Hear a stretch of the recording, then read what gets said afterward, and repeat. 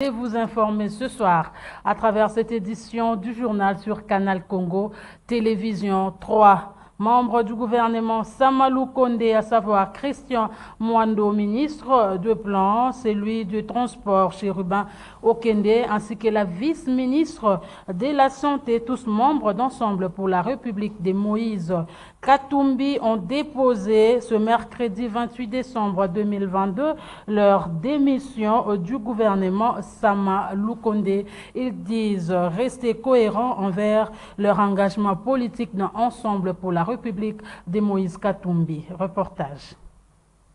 C'est au terme de leur échange avec le chef de l'État, Félix-Antoine Tshisekedi Tshilombo, au sujet de leur loyauté et leur engagement vis-à-vis de sa ligne politique et de sa vision, que les trois membres du gouvernement ont officiellement jeté l'éponge en claquant la porte du gouvernement Samalou Kondé. Le ministre du Plan, Christian Mwando, celui de Transport, Chérubin Okende, ainsi que la vice-ministre de la Santé, Véronique Ilumba, ont déposé leur démission de l'équipe gouvernementale. Ceci fait suite au divorce déclaré entre le camp de l'ancien gouverneur de l'ex-province du Katanga et le camp du chef de l'État, Félix-Antoine Tshisekedi, sur plusieurs questions relatives à la gestion du pays. Une décision saluée par le président du Rassemblement du peuple pour la démocratie et les renouveaux RPDR et membre du collège de président de la MOCA, Bob Bolaboué. Ils sont vraiment courageux parce que l'homme politique congolais, qui est très versatile, a du mal à démissionner. La culture de la démission, on ne la connaît pas chez l'homme politique congolais. Le fait qu'eux, ils ont eu le courage de démissionner pour rester fidèles à leur leader, c'est une très bonne chose. Même s'il est vrai qu'avant qu'ils ne partent là-bas, nous, de la MOCA, on leur avait dit que c'était une erreur de partir, comment dirais-je, dans l'union sacrée. Ils ne nous ont pas écoutés. Aujourd'hui, ils se rendent compte que nous, on avait raison. Quelque part, ils devaient demander pardon, non pas seulement à la population congolaise, mais aussi et surtout à Martin Fayoum. Voilà. Mais leur geste est courageux, même s'ils ont bouffé pendant 2 ans. C'est vrai qu'ils travaillent pour le peuple. Quand vous êtes membre du gouvernement, vous travaillez pour le peuple. Mais en même temps, c'est Katoum qui les a envoyés là-bas. Ils sont partis parce que Katoum les a envoyés là-bas. Une fois Katoum n'est plus d'accord avec l'île sacré, il quitte. Tout naturellement, il devait suivre Katoum, moi je pense. Dans le Haut-Katanga, le ministre provincial du Plan, Christian Momat, a lui aussi démissionné. Notez que le vice-premier ministre des Affaires étrangères, Christophe Lutundula, le ministre des Affaires sociales, Modeste Moutinga, ainsi que le ministre de l'Enseignement supérieur et universitaire, Moïndo Nzangi, ont eux réitéré leur soutien à la vision du chef de l'État, Félix-Antoine Tshisekedi Tshilombo. Et puis, la voix des sans-voix pour le droit de l'homme appelle le gouvernement à repenser, sinon à mettre fin dès que possible à l'état de siège dans les provinces du Nord Kivu et l'Ituri. La VSV justifie cette prise de position suite à la persistance des violations et atteintes aux droits humains à l'est de la République démocratique du Congo. Autre détail avec Fiston Galé. La voix des sans-voix pour les droits de l'homme est vivement préoccupée et inquiète des violations et atteintes aux droits de l'homme au Nord Kivu et à l'Ituri, 2 provinces sous l'état de siège depuis mai 2021. Dans le cadre du réseau Service civil pour la paix, la VSV et d'autres organisations non gouvernementales du pays ont réalisé il y a quelques mois des activités en lien avec l'état de siège dans ces 2 provinces précitées, notamment le monitoring de la situation des droits de l'homme. Certes, autant il faut reconnaître les avancées qui ont été enregistrées avec cet état de siège, autant, comme je l'ai dit, nous devons tous nous rendre à l'évidence que la solution tant attendue de restauration de l'autorité de l'État, de la paix à l'est de la République démocratique du Congo n'est pas encore là. La persistance des violations et atteintes aux droits humains dans les 2 provinces sous état de siège, caractérisées notamment par une tendance à la hausse des actes de torture, de meurtres, des massacres des civils, des atteintes à l'intégrité physique, ainsi que des arrestations arbitraires d'acteurs de la société civile, des défenseurs des droits humains, des membres des mouvements pro-démocratie et des journalistes, doit pousser les autorités congolaises à repenser l'état de siège, bien que celui-ci n'a pas démérité, sinon à y mettre fin dès que possible. En effet, au regard de la poursuite des massacres des civils dans le contexte de l'état de siège et l'occupation de plusieurs espaces de territoire des Rutshuru dans la province du Nord Kivu, les informations de terrain recueillies font de plus en plus état de la méfiance de la population vis-à-vis des résultats mitigés de l'état de siège. La VSV compte dans un avenir très proche mettre à la disposition du public tous les détails, y compris les chiffres sur les violations et atteintes aux droits de l'homme recueillis dans ces deux provinces sous l'état de siège. Sachez également que le ministre de la Défense a procédé mardi à la présentation du document de la politique de défense de la République démocratique du Congo. Ainsi, Gilbert Kakondé est revenu sur l'effectif de l'armée qui est aujourd'hui de 150 000 hommes, nombre insuffisant, dit-il, pour 100 millions d'habitants. Suivez le ministre de la Défense dans cet élément. L'effectif de notre armée aujourd'hui aurait pu être de 150 000 hommes. C'est insuffisant pour 100 millions d'habitants. Je donne un exemple, les États-Unis ont à peu près 450 millions d'habitants. Ils ont une armée d'à peu près 1 400 000 de actifs, pas de réservistes. La Chine en a presque 3 millions. Nous, avec 100 millions d'habitants, je pense que nous devrions très rapidement atteindre 500 000 hommes. Très rapidement. Kotakoli est en pleine réhabilitation et même presque fonctionnelle, pour votre information. Rendons-nous au Nord Kivu où la coordination de la société civile du Congo, secteur des rues Njori au Nord Kivu, menace de descendre dans la rue face à la passivité de la force régionale de l'EAC qui a érigé son quartier général dans la ville touristique de Goma. Son président, Jade Vachapou, dénonce le fait qu'aucune opération de traque des rebelles M23 n'est lancée jusque-là, sauf des déclarations. Autre détail avec notre correspondant sur place. Un homme qui ne respecte pas sa parole, et il est aventurier. Quand ils sont venus à Goma, le président kenyan disait que non, il vient pour frapper l'ennemi. Mais depuis que les soldats de l'IAC sont arrivés à Goma, ils se sont déjà déguisés à des observateurs au lieu de travailler ce qu'ils sont venus faire. Ils donnent encore aux M23 la chance de se réorganiser de plus. Et au Congo, nous sommes en train de lutter contre la MONUSCO qui se font aussi des observateurs. Et encore, voilà, on nous a ajouté une autre force que nous regrettons fort. Nous savions que lorsque l'IAC arrive, ils vont imposer la paix. Ils ne sont pas venus aider le pays, mais ils sont venus encore réenterrer ces pays. Ils sont là pour donner encore la chasse aux M23 de se renforcer, puisqu'ils ont vu que le président a décidé à frapper ces gens. Et ils ont vu que leur moyen de balkaniser ces pays va être anéanti. La paix, c'est notre intérêt. Et s'il y aura déstabilisation de ces pays, c'est nous qui continuons à souffrir et mourir. Donc il est temps de s'éveiller. Et si l'Alliance ne va pas travailler, et aussi nous les mettrons dans une même sac que la MONUSCO. Voyons que le résultat est en veille. C'est négatif. Alors, vraiment, la population, préparez-vous. Soyez prêts. Lorsqu'il y aura appel d'une manifestation, donc il serait mieux vraiment. Au lieu de mourir avec le choléra de Capement, au lieu de mourir avec la faim, il serait mieux d'être tué alors par ces soldats de l'IAC pour voir si réellement ils sont venus imposer la paix. Trop c'est trop, nous continuons à souffrir, mais voilà, et ils sont en train de recevoir des salaires, ils reçoivent pour ne rien faire. Toujours à l'est de la République démocratique du Congo, les forces armées de la République, le FARDC, annoncent l'arrestation des 2 combattants Maï appartenant au groupe indécis rénové de Géolin. À en croire le capitaine Anthony Moilichai, porte-parole des opérations Sokola 1, secteur Grand Nord. Ces miliciens ont été arrêtés munis d'une arme de guerre de type AK-47. Autre détail avec Joël Kamabou. Les forces armées de la République démocratique du Congo ont arrêté mardi 27 décembre 2 combattants Maïmaï du groupe NDC rénové de M. Guidon. Munis d'une arme de guerre de type AK-47, ces hors-la-loi ont été interceptés dans la localité Kiavasale, dans le groupement Isale-Bolambo. Nous sommes dans la chefferie de Bachou.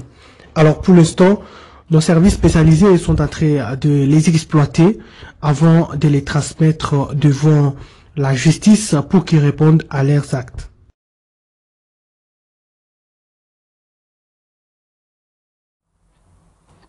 À Kinshasa, les conseils supérieurs de l'audiovisuel et de la communication CESAC, à travers son président Christian Bossembe, a présenté ce mercredi 28 décembre 2022 son plan d'action stratégique de régulation des médias en République démocratique du Congo. Ce plan préconise la mise à jour d'une cartographie du CESAC et de veille qualitative de la gestion du contenu des médias. L'hôtel Béatrice dans la commune de la Gombe a servi de cadre à cette grande rencontre.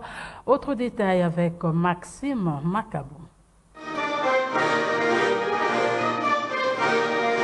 Dans le cadre de sa politique d'une presse responsable et une presse libre, le Conseil supérieur de l'audiovisuel et de la communication CESAC a présenté ce mercredi 28 décembre ici à Béatrice Hôtel à Gombe son plan stratégique de médias en République démocratique du Congo.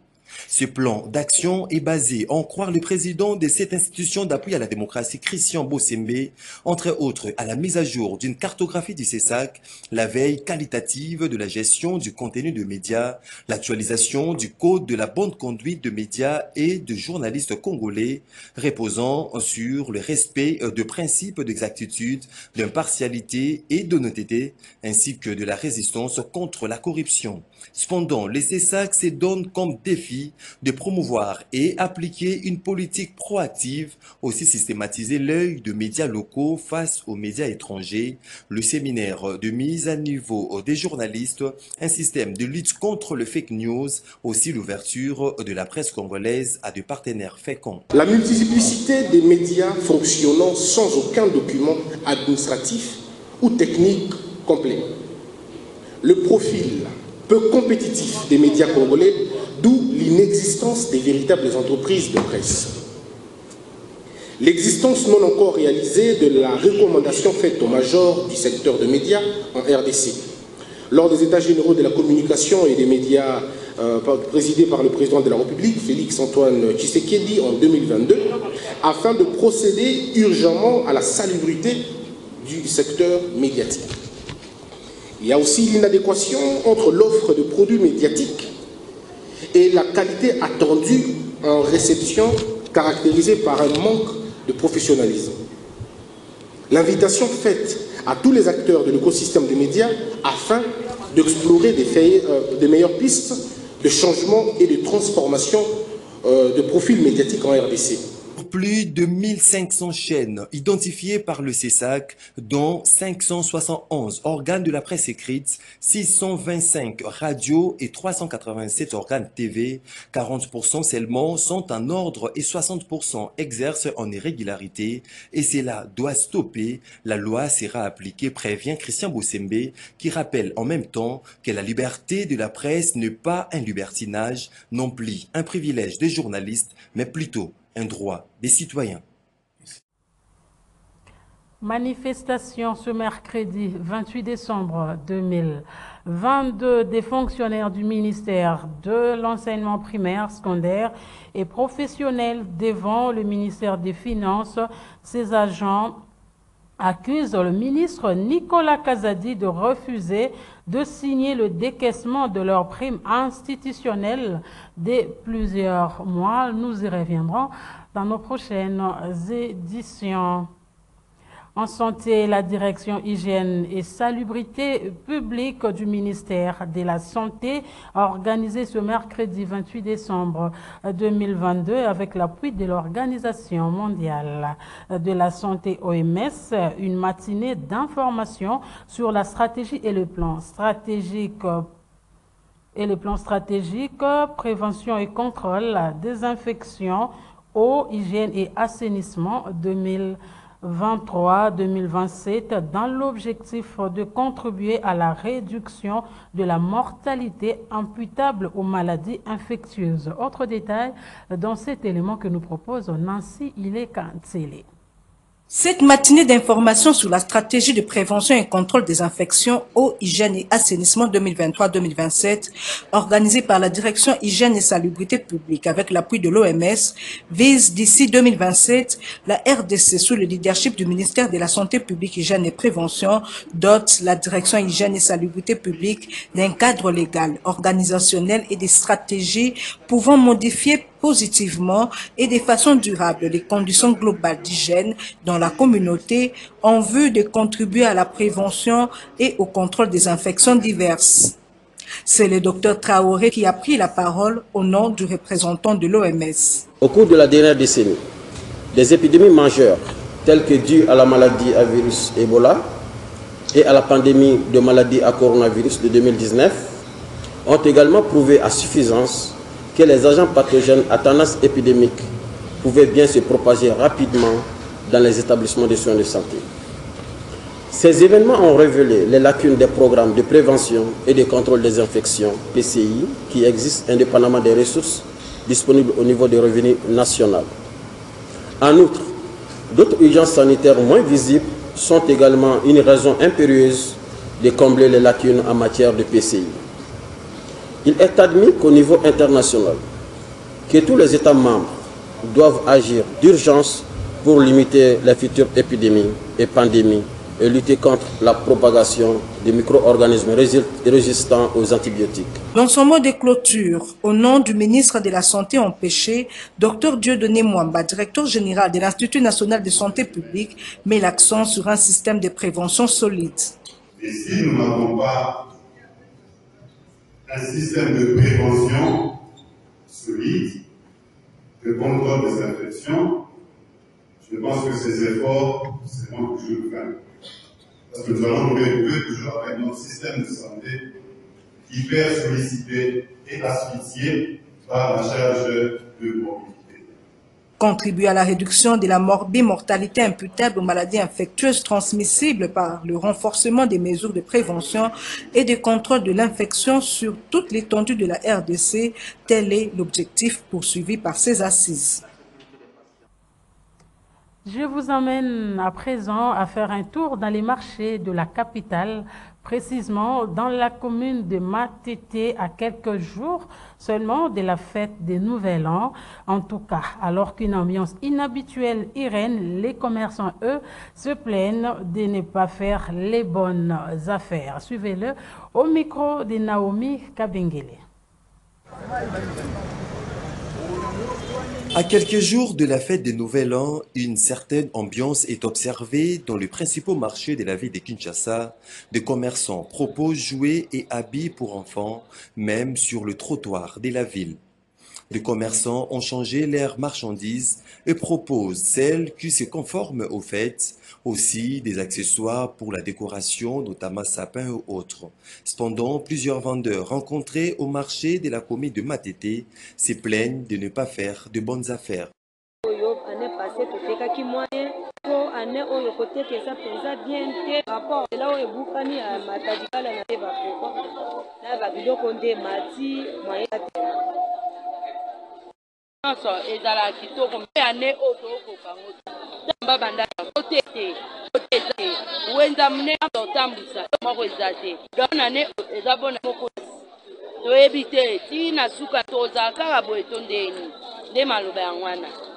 Actuellement, sikoyo na marché, sikoyo fête dans les formalités. Fête dans les formalités, on ne sait pas ce qui est au formama. L'obito logo kuna mais dans les formalités.